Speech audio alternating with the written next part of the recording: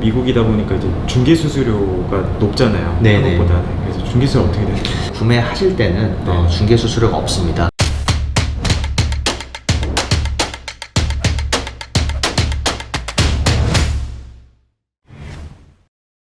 네, 안녕하세요. 빌사남입니다. 제가 오늘은 되게 특별한 분을 모셨어요. 코린이 문태영 대표님 모셨습니다. 안녕하세요. 네, 반갑습니다. 네. 코린이라는 회사를 좀 모르시는 분들이 있을 거예요. 그래서 좀 회사에 대해서 좀 간단하게 소개 좀 부탁드릴게요. 네, 저희 코린이는 이제 2010년부터 네. 저희가 이제 부동산 그 중개를 시작한 중개법인이 있는데 그 회사를 계속 운영을 하다가 아무래도 여기 현지에 있는 그 로컬 에이전시들은 네. 이제 로컬 분들한테만 좀 특화가 돼 있고 이제 인터내셔널이나 네. 또 뉴욕 외곽에서 오시는 분들한테는 전문 회사들이 좀 없었어요. 그래서 저희가 이제 이런 플랫폼이 하나 있으면 좋겠다, 마켓플레이스가 있으면 좋겠다 해서 2017년에 저희가 이제 런칭을 한 그런 회사입니다. 뉴욕 부동산의 좀 대중화를 저희가 이루고자 하는 종합 전문 솔루션 플랫폼이라고 보시면 됩니다. 그래서 되게 신기한 게 저희가 이제 뉴욕 간다고 하니까 고객분들이 이제 소개해준다는 업체가 다 이제 대표님 얘기를 정말 많이 들어가지고 네. 그리고 심지어는 저희 구독자분 중에 그 대표님한테 또 구매를 하신 분이 또 계세요. 아, 그러세요? 아, 그래서 근데 일단은 뭐 좀 아무래도 여기가 이제 뉴욕이다 보니까 이제 뉴욕 부동산 투자하는 것에 대해서 되게 궁금한 게 많으실 것 같아요. 외국인이 뉴욕에 부동산을 투자한다라고 했을 때 뭔가 제한이라든지 이런 게 좀 있을까요?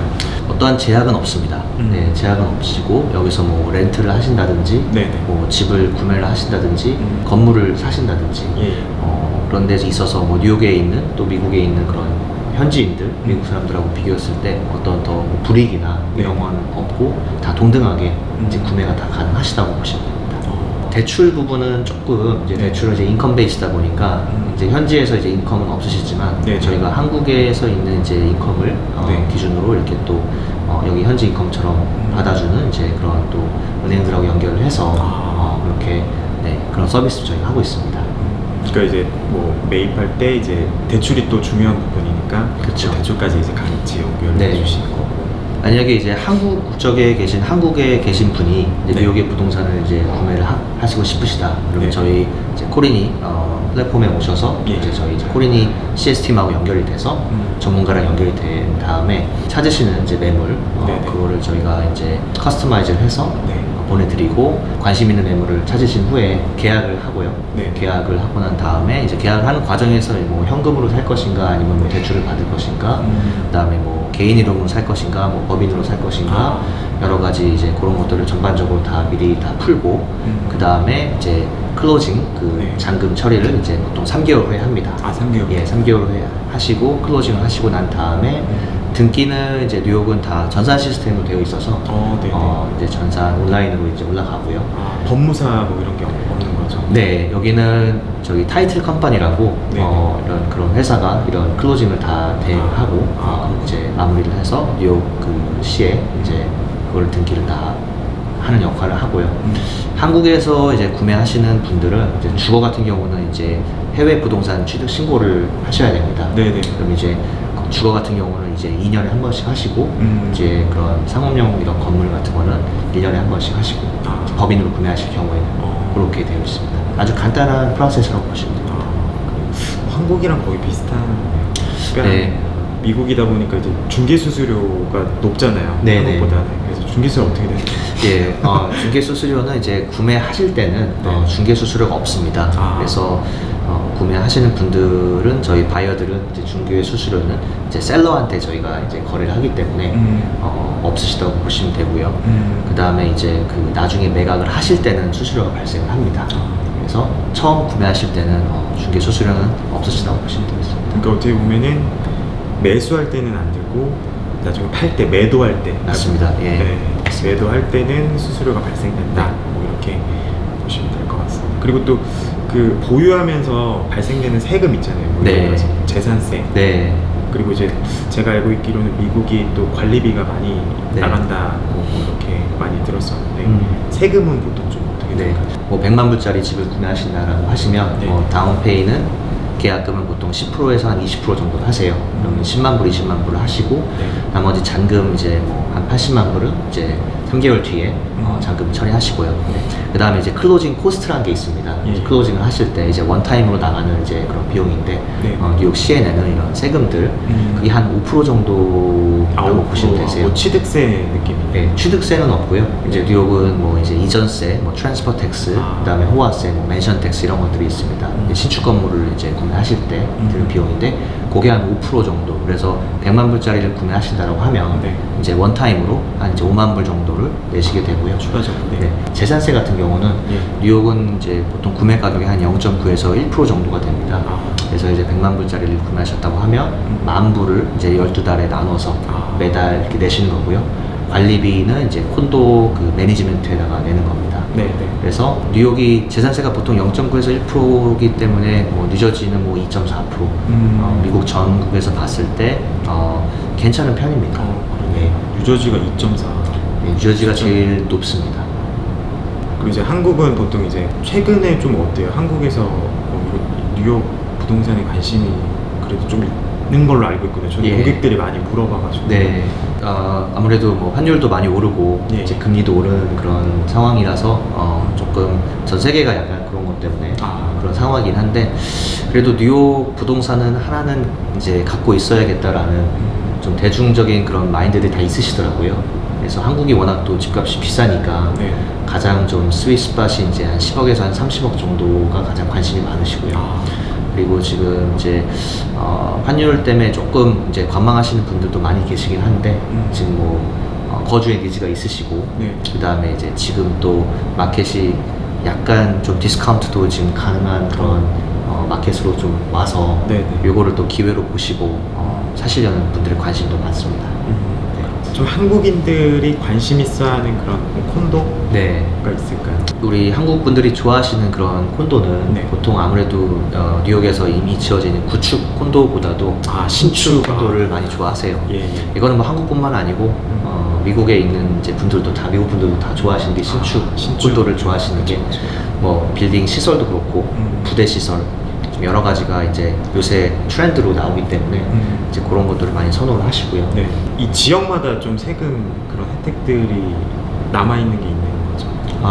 그 세금 감면 혜택에 대해서 잠깐 말씀드리면 이제 2000년대 초반에 그 뉴욕시에서 디벨로퍼들한테 많이 지으라고 좀 장려를 해준 그런 세제 혜택 프로그램이에요. 근데 이제 지금 많이 지었고 2017년에 공식적으로 다 끝났습니다. 그래서 지금 현재 남아있는 그 세금 그거를 저기 텍스 어베이트먼트라고 하는데 네네. 그 프로그램을 가지고 있는 이제 콘도들이 몇 개 안 돼요. 근데 허드슨 야드가 그 중에 이제 하나이고 이제 구매를 하셨을 때 매달 내시는 저기 이제 텍스를 20년 20년 동안. 예, 프로그램이라서 12년 동안 안 내시고 13년째부터 20%씩 내시는 그런 프로그램이에요. 그래서 이제 내가 구매를 하고 난 다음에 한 5년, 7년 보유를 하시고 네. 나중에 이제 제가 이제 매각을 했을 때 네. 그 다음 바이어한테도 양도를 할 수가 있습니다. 그런 장점들이 있습니다. 최소 얼마가 있어야지 뭐 투자를 하고 뭐 대출은 평균 한 어느 정도 나오고 네. 그런 것도 되게 궁금해하실 것 같아요. 그러니까 이제 뉴욕이 아까 말씀드린 대로 보통 10억에서 한 30억, 네. 원에서 한 3밀리언 정도가 이제 보통 많이 보시는 가격대세요. 뭐 사이즈는 뭐 원베드 아니면 투베드를 이렇게 보시는데 캐시로 그거를 이제 살려는 분들은 이제 고객 있으시면은 바로 뭐 30일 안에도 클로징이 가능하고요. 근데 이제 대출을 받으셔서 사시려고 하시면 네. 보통 이제 한 30%에서 한 40% 정도는 이제 있으셔야 되고 그렇죠. 그것도 이제 대출 심사 자격을 통해서 퀄리파이가 되시면 이제 한 60, 70%까지는 대출을 받으실 수 있습니다. 외국인이시라도 그게 가능하고요. 이제 보통 한 뭐 2밀리언 정도, 한 이제 20억 정도가 맥스로 나온다고 하면 네네. 거기 또 뭐 빚이 있으시고 이러면은 그런 거를 좀 조정을 해가지고 그래서 한 반 정도는 받으실 수 있다라고 보시면 되고 보통 뭐 3밀리언짜리를 사시는데 150만 불 이 정도는 이제 가능합니다. 그럼 만약에 샀어요. 사면 이제 뭐 렌트를 주잖아요. 네. 제가 알고 있기로는 렌트비가 되게 많이 오른 걸로 알고 있거든요. 네. 그래서 뭐 보통 한 투자 수익률이 한 몇 프로 정도? 네. 뉴욕이 이제 또 렌트 마켓이 굉장히 스트롱하고 파운데이션이 좋은 마켓이다 보니까 네. 한 뭐 70% 정도가 렌트로 살고 있습니다. 렌트비도 굉장히 비싼 편이고요. 작년에 비해서도 한 40% 정도가 지금 이미 올랐고 렌트비가 40%? 예, 작년에 싸게 많이 좀 들어간 분들이 많이 계시고 마켓이 조금 이제 작년 1분기까지는 그랬는데 네. 지금 다시 많이 몰리다 보니까 9월에 학교도 시작하고 직장인도 많이 컴백하고 하시다 보니까 그래서 렌트 그 거주용의 그런 수익률은 보통 뉴욕 한 이제 2-3% 정도가 되는데요. 네. 작년에 이제 오른 그다음에 올해 또 오른 그런 렌트비로 인해서 한 3-4% 정도 수익률이 나오고 있는 상황입니다. 그리고 만약에 제가 샀어요. 네. 사고 이제 렌트를 줬는데 어찌됐든 이걸 또 뭐 제가 어쨌든 거리가 멀잖아요. 네. 관리에 대한 이슈가 또 생길 것 맞습니다. 같은데 예. 그런 것도 해주시나요? 지금 대표님 말씀하신 그 이제 프로퍼티 매니지먼트라고 네. 누가 내 집을 관리해주나 이제 사긴 샀는데 네. 그래서 저희 이제 코리니가 이제 그런 역할을 이제 맡아서 하고 있는데요. 현지에서 지금 저희가 관리하고 있는 콘도들이 굉장히 많이 있습니다.